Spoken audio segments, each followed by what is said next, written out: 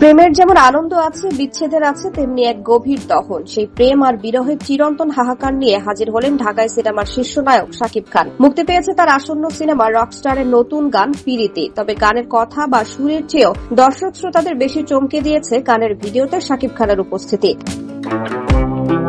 পুরো গানে এক বিধ্বস্ত চেহারায় কারাবন্দী অবস্থায় দেখা গেছে এই মেগাস্টারকে। 3 মিনিট 52 সেকেন্ডের এই গানের পুরো চিত্রায়ন হয়েছে জেলখানার ভেতরে। ভিডিওতে শাকিব খানকে অত্যন্ত জীর্ণ ও বিধ্বস্ত লুকে দেখা গেছে। অন্ধকার প্রকোষ্ঠে তার চোখে মুখে ফুটে উঠেছে তীব্র যন্ত্রণা। তবে রূপালী পর্দার এই নায়ক ঠিক কি কারণে জেলে গেছেন তা নিয়ে সিনেমার নির্মাতার পক্ষ থেকে এখনো কোনো স্পষ্ট আভাস দেওয়া হয়নি। এই রহস্যই এখন সামাজিক যোগাযোগ মাধ্যমে শাকিব ভক্তদের মাঝে উত্তাপ ছড়াচ্ছে। পিরিতি গানটি মূলত ফোক এবং ক্যাপালা ঘরানার মিশ্রণে তৈরি।